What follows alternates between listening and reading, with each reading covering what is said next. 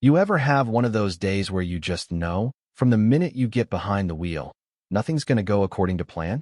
That was me, 17, running on 3 hours sleep, hair in a messy bun, sweating through my mom's old Ford because the AC gave out 2 summers ago. I had my learner's permit in my back pocket, a wallet full of nothing, and a head full of rules about how you're supposed to drive. Except, yeah, today I was breaking a big one.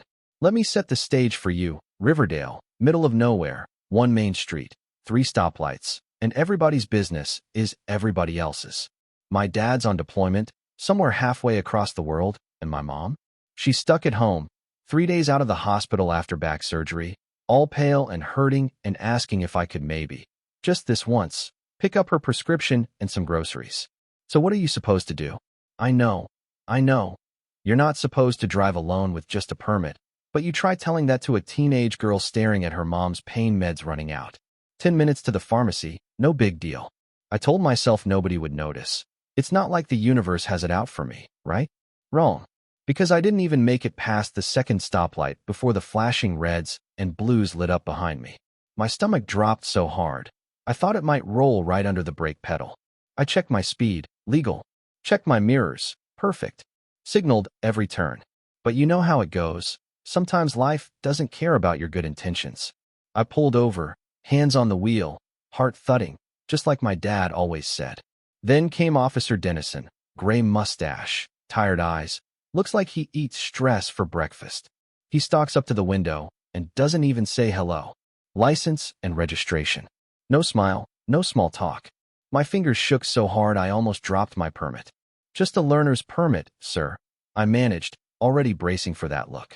He squinted at the paper, then at me. You know you can't drive alone with this, right? Where's your adult? I tried to explain. Mom's sick, no one else to help. I'll only be gone a minute, I swear. He just sighed, shining his flashlight everywhere, then walked around the car, shaking his head like I was some hopeless case. And your tail lights out. That was news to me. Step out of the car, please. That's when my legs started shaking. You know that icy feeling that creeps up your spine? Yeah. I got it all at once. Am I in trouble? I asked, voice small. He didn't answer, just said, you're driving illegally. Yes, you're in trouble. I tried one last Hail Mary. My dad's in special forces. He just got back from overseas. And you know what he did? He laughed. Not a kind laugh. Not a let's figure this out laugh. Just pure disbelief. Sure, he is, sweetie. Everybody's dad's a war hero when they get pulled over. That one stung. So there I was, standing in the hot sun, humiliated, feeling like I'd let everyone down. I saw people slowing their cars, rubbernecking, probably thinking, what did that girl do? My phone felt like a brick in my pocket, but I pulled it out anyway, texting Dad. Got pulled over. Maple Street. Mom needed medicine. Officer Dennison was back in his cruiser, probably running my info, looking for more ways to make my life miserable. 10 minutes stretched out like an hour. Finally, he came back out, ticket machine in hand, his voice flat. You know the rules. You broke them. Sign here. My eyes stung, but I refused to cry. Can I wait for my dad before I sign? He just rolled his eyes. 10 minutes. Then I'm towing this car. Right on cue, my phone buzzed, Dad. On my way. Don't sign anything. For the first time since this mess started, I actually felt my lungs work again. Problem was, the base was at least 20 minutes out. I leaned back against the car, pretending I was calm, counting the seconds until Dad would show up and, hopefully, fix everything. Cars kept passing, people kept staring, and Officer Dennison kept checking his watch, tapping his foot, itching to get this over with. That's when I heard it. A deep, rumbling engine, unmistakable. Black SUV, government plates, rolling up slow and steady. Officer Dennison straightened up, suddenly alert. Is that your ride? He asked. I just nodded, the relief almost making me dizzy. And then, like some scene out of a movie, my dad stepped out. 6'2", dress uniform pressed to perfection, green beret sitting sharp on his head. I swear, even the birds stopped chirping. The air just felt different. He walked over with that quiet confidence he's always had, taking everything in. The officer, me, the broken-down Ford. Good afternoon, officer, Dad said, voice strong but polite. I understand you pulled over my daughter. Officer Dennison looked like he suddenly remembered how to respect someone. He stammered a bit, eyes bouncing between Dad's combat ribbons and his own shoes. Sir, I didn't realize. You couldn't have known. Dad cut in, calm but firm. But can you tell me what happened? I explained as quick as I could.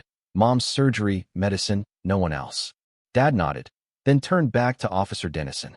My wife needs this medication. My daughter stepped up because she had no other choice. There was a moment, standing under that old oak tree by the road, where everything got quiet. Officer Dennison looked at the prescription Dad handed him, then back at us. Something in him seemed to soften. Look, I get it. I've got a 16-year-old daughter myself.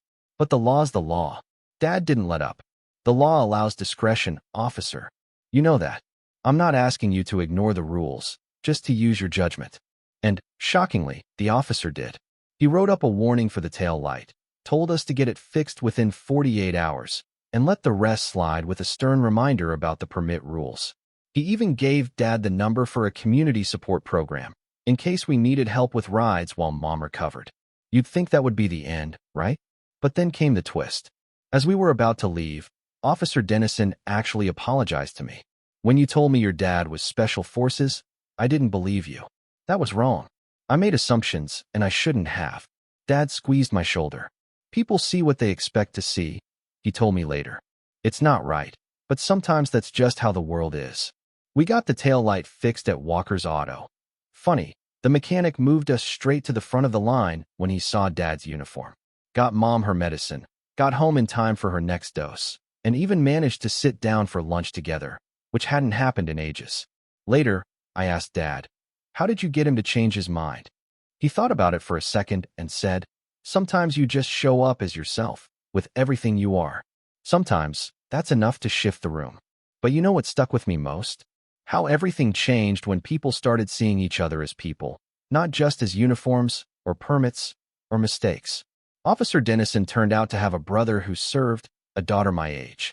We all left that afternoon a little different. Me, more sure of myself. Dad, a little prouder. Even Officer Dennison, maybe a little more open-minded. So what's the point of all this?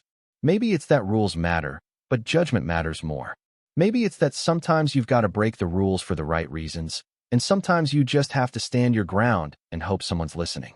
Or maybe it's just about giving people the benefit of the doubt, because sometimes the scared kid in the driver's seat is just doing her best. You tell me, where's the line between right and wrong, rules and mercy?